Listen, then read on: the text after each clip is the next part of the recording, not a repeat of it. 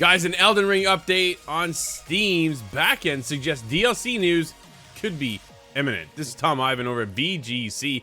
New evidence suggests Bandai Namco and From Software could be preparing to reveal Elden Ring's long-awaited expansion soon.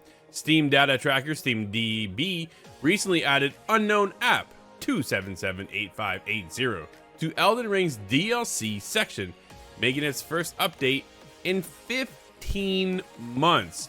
This has led to speculation that the Shadow of the Erdtree expansion could be revealed or released to coincide with the game's second anniversary next month. Elden Ring was released on damn near everything: PS4, PS5, Xbox One, Xbox Series X and S, and not PC. The Switch. No Switch. I wonder why. And no Stadia. On February 25th, 2022, there's a shout out, Scott. That one hurts still. It sure does. It was one of the year's best-selling games. Just days before the first anniversary of its release, publisher Bandai Namco claimed the game has sold 20 million copies. Shadow of the Erdtree was announced 3 days after the title's first anniversary, although further details about the expansion weren't confirmed. In December, an apparent leak suggested Elden Ring themed controllers from Thrustmaster would that could be other controllers as well, would launch this February to sync with the new Shadow of the Erdtree expansion release.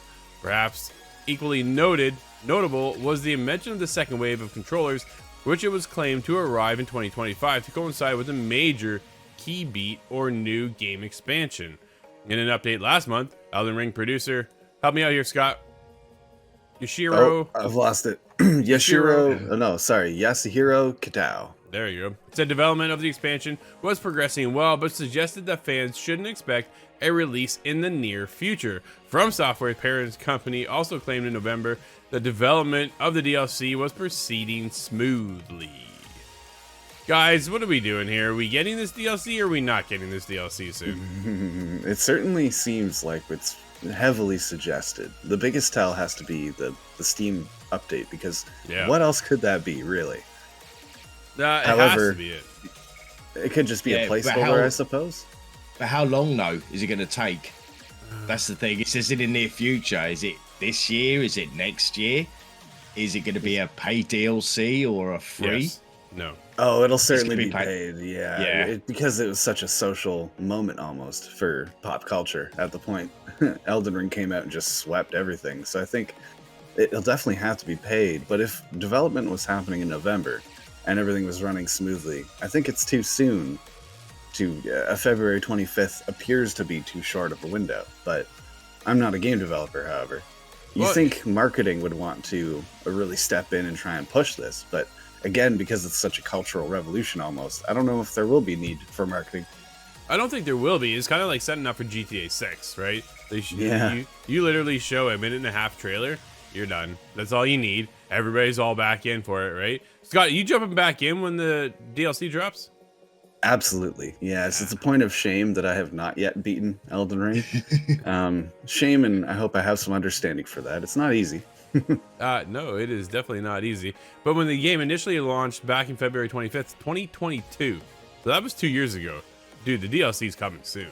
At this point, they've been working on it probably when the game wrapped up, right into the DLC, getting that going.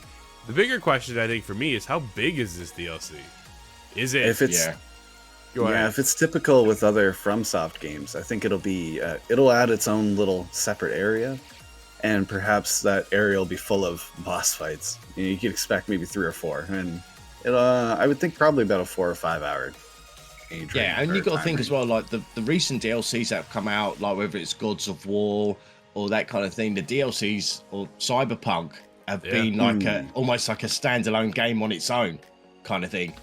Yeah, I'm kind of wondering if that's what we're going to get into here, right? Is your own standout experience moving forward.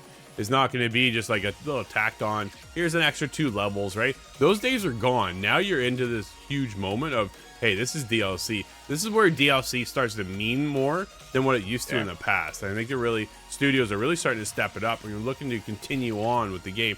It's funny because we talk about games of service, how they always try to keep alive week in and week out. But when you have a moment like Elden Ring, you're able to step back, take a breath, And then when you were ready to launch Shadow of the Erdtree, man, this is gonna be another monumental moment, right? Getting into this. I bet you, Scott, you're probably longer than 5 hours. I bet you're somewhere closer in around 10, 12 hours for this DLC coming out. Did we ever get the Coliseum that they were rumored about too?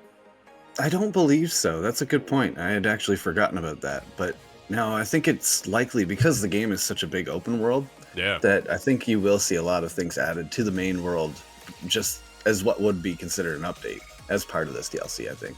What do you want added, Scott? I'm not an Elden Ring fan, right? Like I get in, I got stomped. I'm like, I don't have time for this. I'm not doing this. So I bounced out. I watched from afar. I appreciate what it is. I think it's one of the coolest games around. I just can't play it. I like the mount, but perhaps a flying mount? Would that be flying too close to the sun, showing too much of the game at once, crashing every device that runs it? Yeah, anything's possible, dude. If Tears of the Kingdom can show you one thing, like anything is possible at this point, isn't it? Oh, and FromSoft, I trust them with just about anything too.